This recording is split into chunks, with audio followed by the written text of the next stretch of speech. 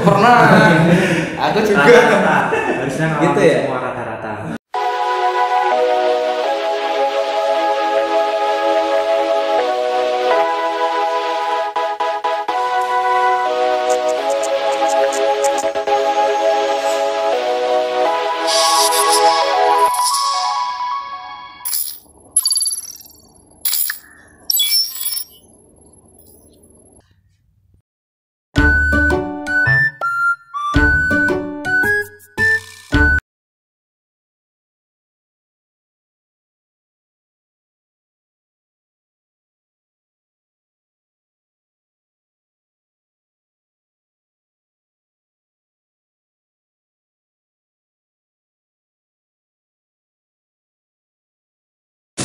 Shalom teman-teman, berjumpa kembali bersama kami dalam diskusi Connection di Sabat yang keempat. Teman-teman, pada saat ini kita bersyukur kita boleh berjumpa dengan sahabat-sahabat kita di sini. Ada Noval, ada Samuel, dan juga ada Nathanael. Ya, pada saat ini teman-teman, pelajaran kita itu judulnya menarik. Ada yang tahu judulnya apa? Meninggalkan Allah. Meninggal karena uang. Nah, kenapa kira-kira ada orang meninggal karena uang? Biasanya kan orang meninggal kan karena sakit. Ini karena uang. Biasanya orang itu ngapain? Kalau meninggal karena uang biasanya dirampok meninggal ya Pak. Oh, Uangnya diambil. ambil dirampok ya. Iya. Jadi akhirnya mati karena dirampok. Oke. Ada yang lain? Meninggal karena uang, mungkin karena dia serakah, mungkin kena azabnya.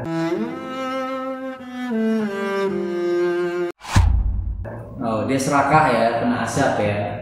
Oke, Novel ada?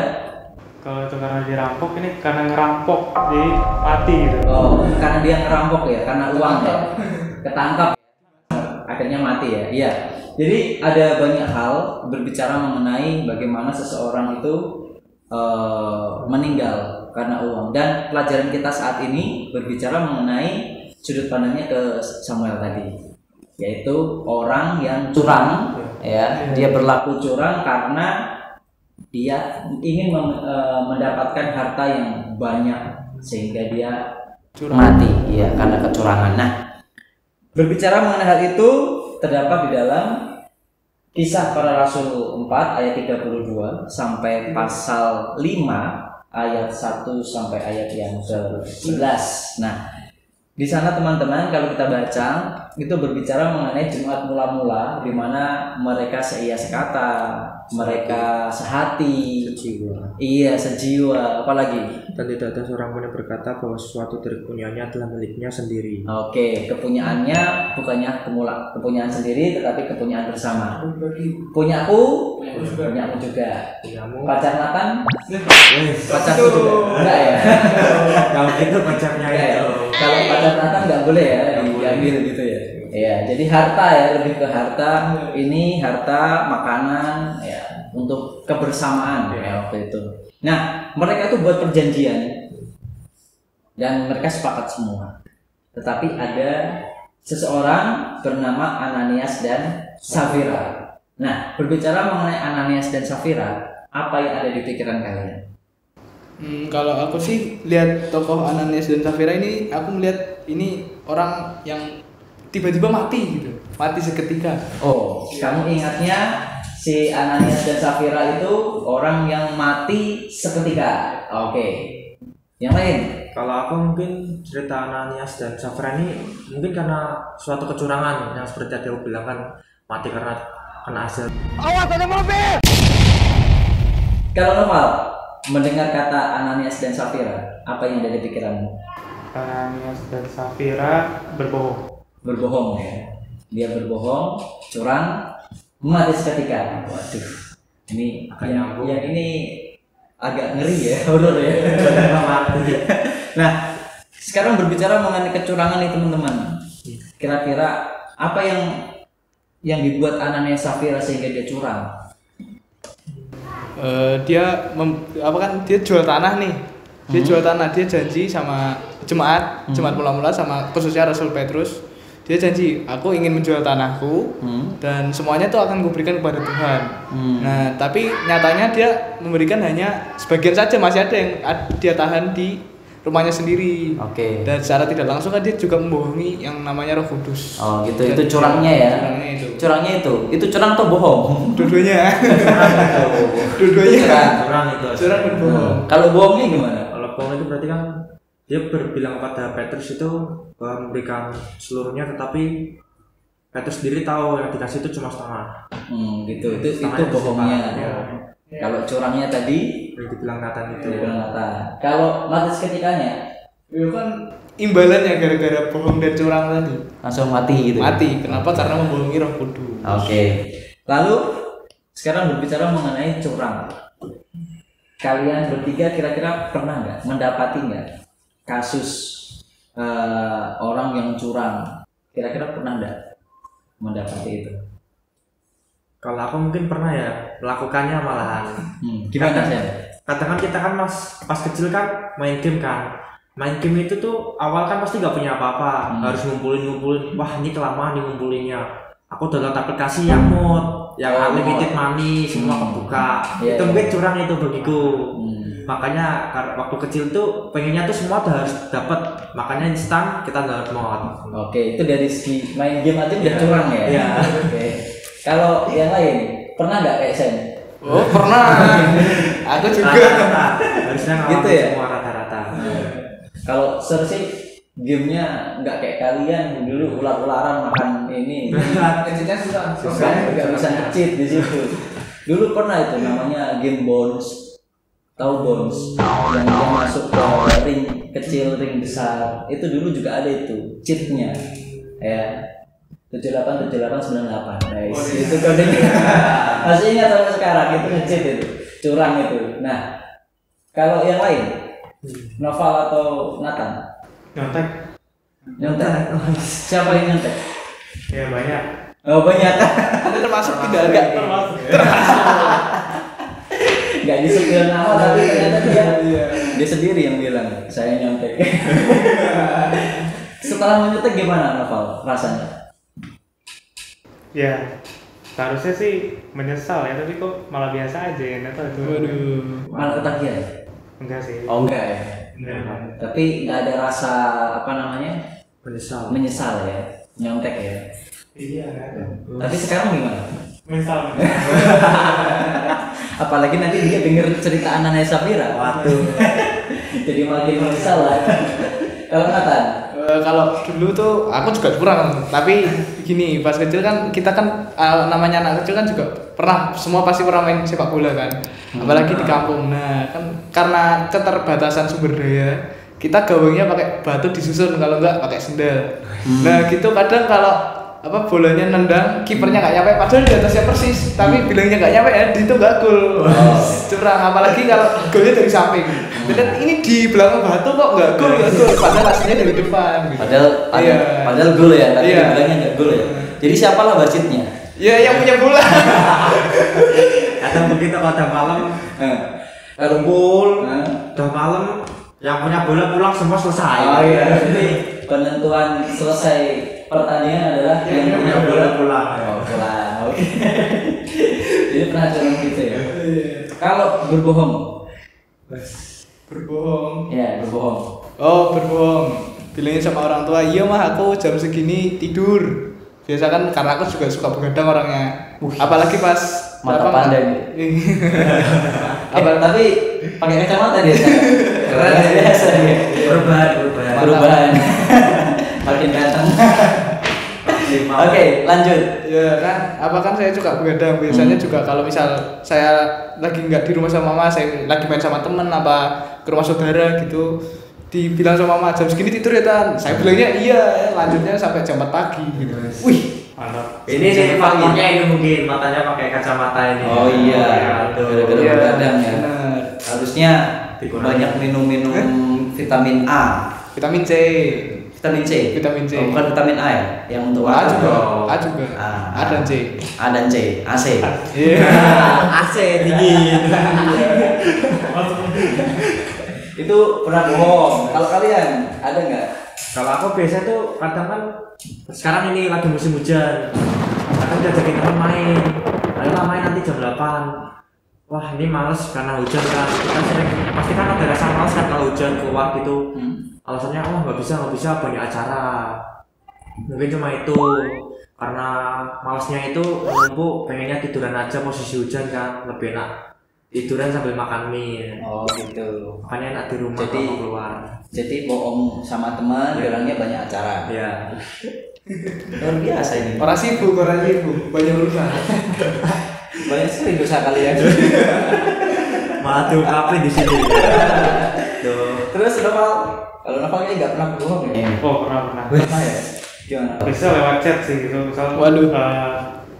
ditanya gitu. Udah sampai mana Pak? OTW. Wes mandi. Padahal masih di rumah. Lagi mau mandi. BHP. Iya. Maksudnya OTW kamar mandi. Belum selesai ngecatnya. Sebagian teks hilang. Keyboardnya rusak itu. Jadi ya meskipun kelihatannya lucu ya, ternyata kalau di hadapan Tuhan itu Nggak lucu. salah. Apa? Iya. Jadi sekecil apapun kita berbuat salah itu sudah salah. Jadi pelajaran kita saat ini kan berbicara mengenai Ananias dan Safira nih. Ananias dan Safira dia juga melakukan itu seperti yang kalian katakan tadi. Hasilnya apa? Hasilnya yang disebutkan Nathan tadi. Mati. Dia Mati seketika. mati seketika. Kira-kira apa yang membuat dia mati seketika? Apakah karena racun? Ataukah karena masa gara-gara berbohong dia mati? Kira-kira kenapa teman-teman? Ya kan karena dia pertama dia membohongi bukan hanya membohongi sesama manusia saja, membohongi Petrus, membohongi jemaat, tapi dia juga membohongi Tuhan. Nah kan, dan apalagi kan di Alkitab juga dia bilang kalau kamu mendoakan Roh Kudus dosamu bahkan tidak bisa diampuni. Oh gitu. Jadi karena Jadi bohongnya itu matinya karena gara-gara dia mendustainya Roh Kudus tadi. mendustai Roh Kudus ya. Makanya mati seketika. Iya, saya jadi ingat juga seperti yang terjadi di bangsa Israel dulu. Iya. Ada namanya Akan ya kan, meskipun dia berusaha untuk mau menolong sebetulnya, tapi ya itulah tabut perjanjian adalah kudus, akhirnya dia apa? Mati. Iya. Dengan cara apa? Badannya pecah ya. Iya, badannya pecah. Uza Pak. Itu Uza, Uza. bukan Akan. Akan kan nyembunyiin harta.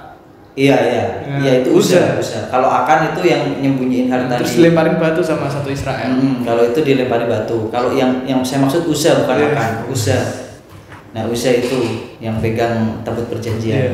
Jadi dia mati langsung pecah badannya. Kan? Iya. Itulah yang terjadi. Kalau kita berdosa, kita bersyukur kita ini hidup di dalam kasih karunia. Jadi masih mendapatkan kesempatan untuk bisa apa? Bertobat. Nah, banyak hal kita lakukan, hal-hal yang curang.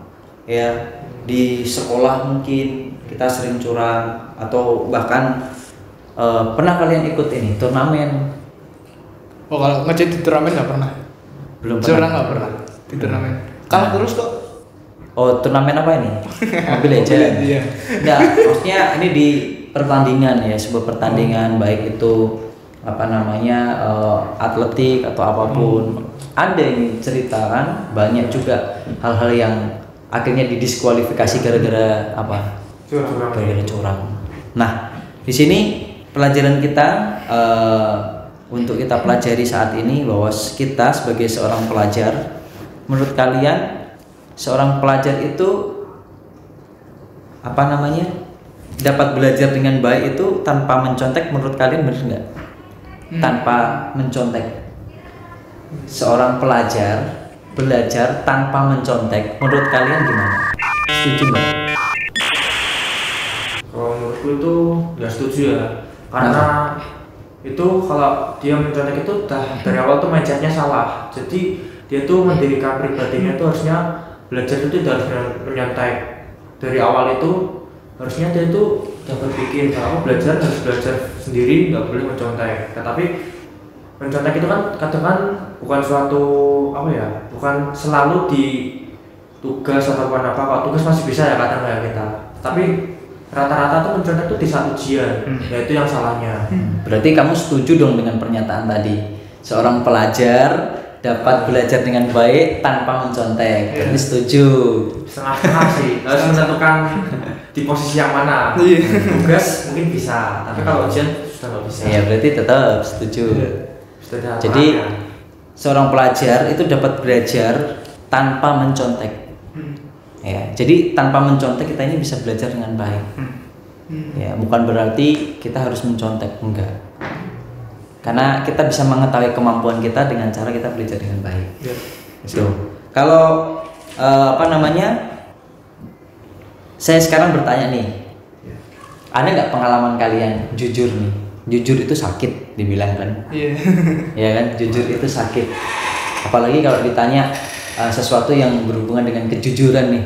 Nah, ini kan biasanya aku nggak pengen sampai terungkap nih gitu kan. Nah, kira-kira pernah nggak kalian berbicara dengan jujur, entah sama sahabat, sama teman, sama orang tua, sama guru? Pernah ya? Pernah pasti. Oke. Nathan, coba cerita. Jujurnya biasanya kalau masih muda, masih kecil itu jujurnya di belakang. Pas bohong ketahuan baru jujur. Kepaksa. Iya, Kepaksa berarti. Ya, maksudnya ada cerita nggak kalian itu pernah jujur gitu? Cerita. Kalau Sam, Kalau aku mungkin jujurnya tuh ketika aku mengalami pencobaan ya. Aku tuh jujur ke orang kalau aku lagi mengalami musibah seperti ini. Jadi itu cuma menceritakan aja, curhat gitu loh. Enggak mencari kasihan. Kadang kan kita kalau cerita dengan jujur, tenang gitu kan, terus saya ceritakan rasanya lega kan, enggak ada rasa kegelisahan gitu. Mungkin gitu. Novel pernah jujur? Selalu ini sih, selalu berusaha berdiri. Kalau misal ditanyain orang tentang apa loh, kalau itu memang seburuk apapun, emang kenyataannya aku coba tetap jujur sih, karena takut sama bohongnya itu. Ya. Males menyembunyikan perasaan bohong itu tuh nggak enak. Ya, karena ada pepatah mengatakan kalau kita bohong sekali, kita akan mencoba mencari kebohongan-kebohongan yang lain.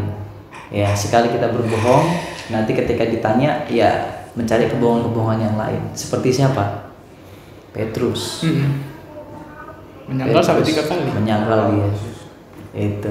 Kalau kalian lihat Yesus kan, dia kan pertama dekat nih sama Tuhan. Ketika dia bohong, dia makin jauh. Jadi kalau kita tidak jujur, ya kita makin jauh dari Tuhan. Itu dia. Jadi pelajaran mengenai Ananias Safira ini berbicara kepada kita, kalau kita sudah berjanji, ya kita harus bertanggung jawab dengan janji yang kita bikin. Ya, gitu. Kalau sudah janji nih, begitu. Terus kalau kehidupan kita, ya kita kejar kejujuran itu. Ya, kejujuran. Bahkan salah satu hukum moral, jujur. Jangan mendustai, ya kan? Mendustai. Nah, berbicara mengenai Ananias dan Safira ini, dia tidak hanya sekedar berbohong, tapi memang dia sedang berdusta. Itulah. Bahkan dustanya dia tadi dikatakan tidak hanya sama orang-orang, tetapi dia berdusta juga terhadap Tuhan dan Roh Kudus. Tuhan dan Roh Kudus.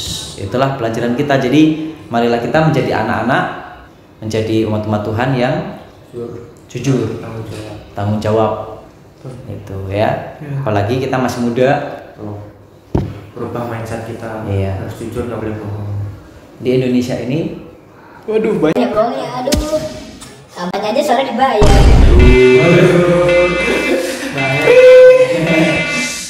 Nah, enggak, kalau di Indonesia ini ada pelawak senior katakan di Indonesia ini kekurangan orang jujur.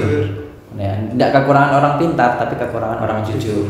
Nah, kita sebagai generasi berikutnya ya, marilah kita Jadi bagian orang jujur itu. iya. Oke, kita tutup dengan doa. Kita minta Noval pimpin dalam doa. Mari kita berdoa. Dalam surga, terima kasih berkat Tuhan, kami baru saja menyelesaikan diskusi kami mengenai pelajaran cornerstone. Pelajaran sangat berharga, mengingatkan kami untuk selalu jujur menepati setiap janji yang kami buat ya Bapak, dan Engkau memberkati supaya pelajaran yang sudah kami renungkan ini boleh kami hidupkan dalam kehidupan kami sehari-hari. Dalam Tuhan Yesus kami telah berdoa syukur, amin. Amin. Baik teman-teman, diskusi kita sudah selesai. Kita akan berjumpa di pertemuan yang akan datang. Kiranya Tuhan memberkati kita semua. Amin. Bye bye.